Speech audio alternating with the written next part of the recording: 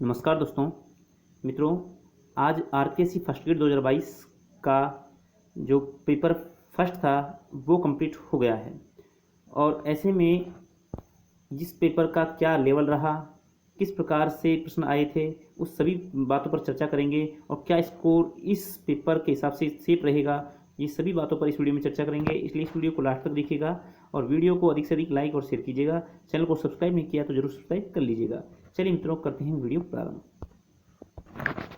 देखिए मित्रों, जहाँ तक पेपर के लेवल का सवाल है तो पेपर काफ़ी एक अच्छा पेपर था, जिसको हम ना तो सरल कह सकते हैं और ना ही टफ कह सकते हैं। ये पेपर एक एवरेज पेपर था, यानी इसको हम इतना हार्ड की श्रेणी में भी नहीं रख सकते और इसको लॉ की श्रेणी में नहीं रख सकते। ये मिडिल था, ये बीच के लेवल का पेपर था। क्योंकि इसमें आपने देखा होगा कि राजस्थान वाला पार्ट था वो काफ़ी इजी था, जबकि इसमें करंट और पॉलिटी जो है वो एक स्तरीय पॉलिटिकल पूछी गई थी और करंट के क्वेश्चन भी अच्छे थे, स्तरीय प्रश्न थे।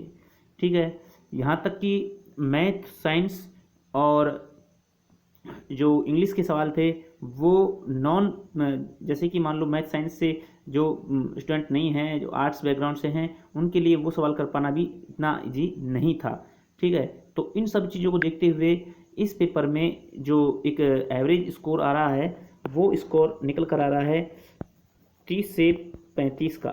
जी हाँ मित्रों, यही स्कोर इस पेपर का आता है 30 से 35 आपके नेगेटिव काटपीट के। यदि आपका स्कोर 30 से 35 है, यानी कि आप इस स्थिति में हैं कि 30 से 35 आपका स्कोर आ रहा है, यानी आपके प्रश्न 75 में से 30 से 35 के बीच में सही हो रहे हैं, तो आप अभी भी दौड़ में हैं। जी हाँ मित्रों, मैं ये ऐसा इसलिए कह रहा हूँ क्योंकि आपको पता है कि 40% मार्क्स अनिवार्य हैं दोनों ही पेपरों में। 40% फर्स्ट पेपर में और 40% सेकंड पेपर में। सेकंड पेपर सब्जेक्ट का होता है तो उसमें सभी ले आते हैं, लेकिन फर्स्ट पेपर में 40% लाना एक बहुत बड़ी चुनौती होती है। ये पेपर इतना भी आसान नहीं था कि जिसमें हर कोई 30 से 35% सही कर पाया हो। ठीक है, तो मेरा ये मानना है, ये मेरी अपनी व्यक्तिगत राय है कि 40% जिसने भी यहाँ पर नंबर ले लिए हैं, 40% का मतलब है कि 75 का 40% यानी 30% जिसके भी सही हो गए हों वो अभी भी दौड़ में है।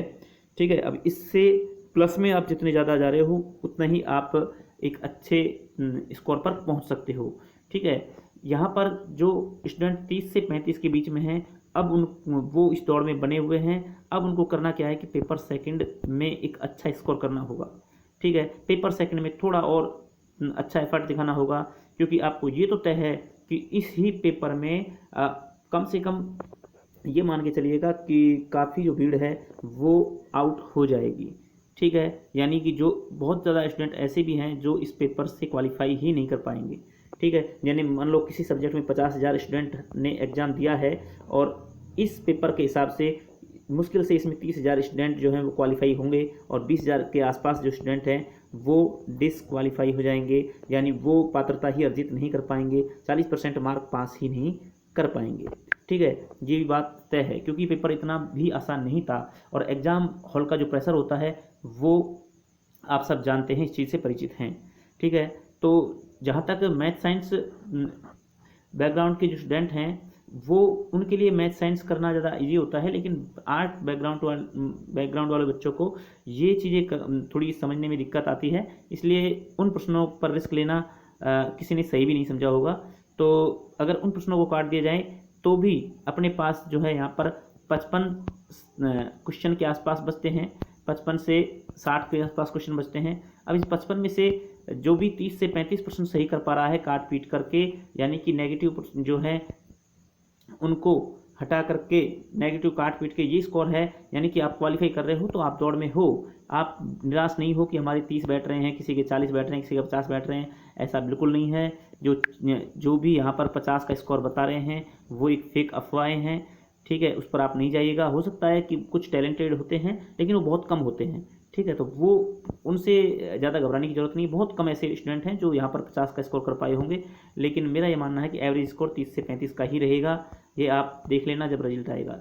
ठीक है, तो एक अच्छी स्थिति होगी कि जिसने भी इसको क्वालिफाई कर लिया है उसको अब सेकंड पेपर के लिए जी जान से तैयारी कर देनी चाहिए। और जिन भी स्टूडेंट का भविष्य में पेपर होने वाला है, जो भी आगे 15 15 तारीख को, 16, 17 जो भी एग्ज़ाम डेट हैं उनको पेपर होने वाले हैं, तो उनको इस पेपर से सबक लेना चाहिए कि इस बार कौन से पार्ट पर ज़्यादा जोर दिया गया है।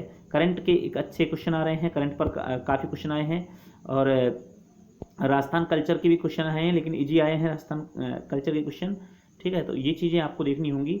एक मैनेजमेंट जो है वो भी आया है, हालांकि मैनेजमेंट इतने 15 प्रश्न आया करते थे, अब की बार 10-11 प्रश्न आए हैं, तो ये चीज़ें हैं। तो इन चीज़ों पर थोड़ा सा ध्यान रखना होगा, इस पेपर को देखना होगा आपको, और अगले पेपर की तैयारी करनी चाहिए कि किस प्रकार का पेपर बन सकता है।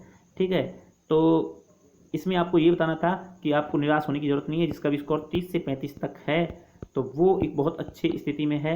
निश्चित मान के चलिएगा कि आधे स्टूडेंट जो कि अब इस पेपर से बाहर हो जाएंगे, उनसे तो आप काफ़ी अच्छी स्थिति में हो, और आप अब सेकंड पेपर पर अपनी जो है पूरा जी जान लगा दीजिएगा और अपनी तैयारी कीजिएगा। बेस्ट ऑफ लक, बहुत बहुत शुभकामनाएं अग्रिम पेपर के लिए। ठीक है, अब अगर आपको वीडियो पसंद आए तो उसको अधिक से अधिक लाइक कीजिएगा, शेयर कीजिएगा, और चैनल को जरूर सब्सक्राइब कर लीजिएगा। टीचर भर्ती से जुड़ी हुई तमाम लेटेस्ट न्यूज़ पाने के लिए इस चैनल को जरूर सब्सक्राइब करके रखिएगा। ठीक है मित्रों, मिलते हैं नेक्स्ट वीडियो में, तब तक के लिए जय हिंद, जय भारत।